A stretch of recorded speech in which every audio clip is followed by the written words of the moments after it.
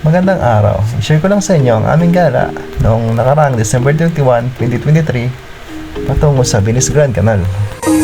Hindi pa man kami nakarating, nahimbing ng tulog ng anak kong si Amira habang karga ng kanyang mama. At pagbaba ng jeep, naglakad na lang kami pakanan, pakyat ng konti, patungo na sa aming pupuntahang lugar. Medyo may kabahan pa ng konti bago kami makarating sa aming pupuntahan.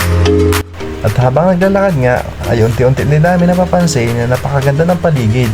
Ayan o, yung parang garden na yan. At napakalawak ng daanan guys ng mga tao. Ayan nga, nakatulog ng bibi ko habang karga ng mama niya.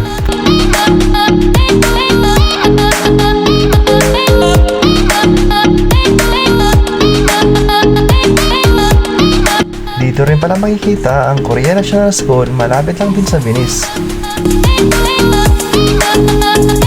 At iba-ibang restaurant, katulad ng Japanese restaurant, Korean restaurant, at Chinese restaurant guys.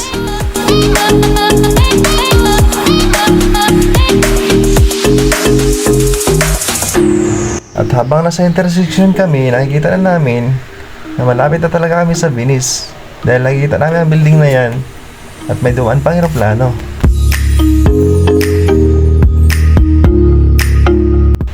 Tumawid na nga kami kasama ng iba pang tao patungo doon sa aming pupuntahan. At mukhang malapit na talaga guys kasi natatanaw na dito ang mga fountain.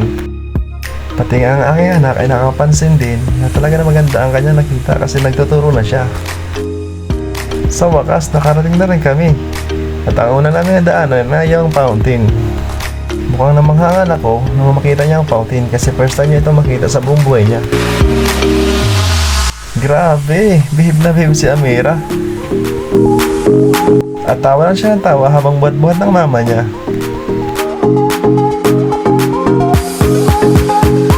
At kanya mga tinuturo ang mga nakikita niya kakaiba. Grabe guys, parang nalilimang talaga siya sa mga fountain na nakikita niya.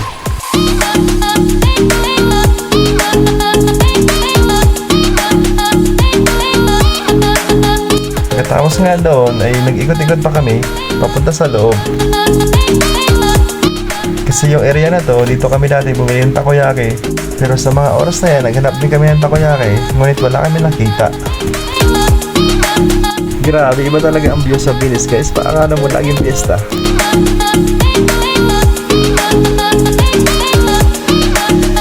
Pati nga anak ko ay nalilibang sa kanyang mga nakikita at nagtuturo na ito. Niikot din siya namin sa mga rides katulad nito. At dito nga sila sumakay kasama ng mama niya.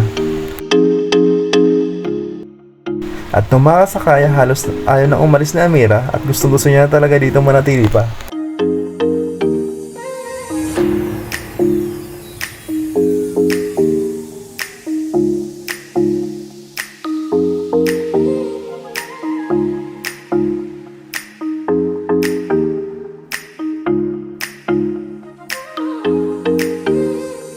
Noong mga panahon na yan ay tinuturuan pa lang namin siya na maglakad pero hindi niya pa kaya mag-isa. Kaya kailangan niya pa ng alalay hanggang sa matuto siya maglakad. Nais pa sana namin na pasubukan sa kanya sumakay dito. Kaso hindi na namin tinuloy dahil gahol na kami sa oras. Kaya naglakad na lamang kami papunta sa loob.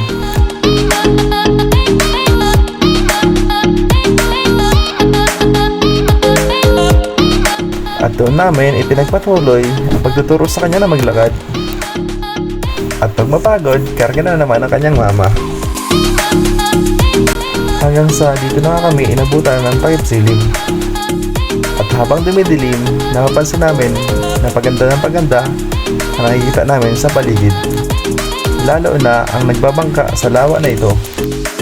Halos inikot ko ang pag-video sa area na ito guys. At ayan nga, napakaganda talaga ng paligid. Parang nasa ibang bansa, parang nasa Italy ba. Ang pinakahangad lang naman namin dito ay maipasya lang aming anak na si Amira.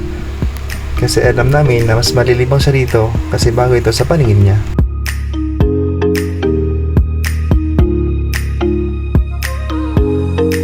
Medyo hindi pa siya sanay sa mga clowns kaya lumilingon siya patalikod. Hindi katulad ng ibang bata na sanay na at hindi natatakot sa mga ito. Susubukan sana namin sumakay sa mga bangka katulad nito, kaso medyo may kamahalan guys kaya hindi na namin tinuloy. Pero okay lang naman kasi nag-enjoy naman si Amira kakapanood sa mga nagbabangka at sa mga bagay na umiilaw sa paligid. Katulad na lamang na matataas na Christmas tree na halos tinuturo pa ni Mira.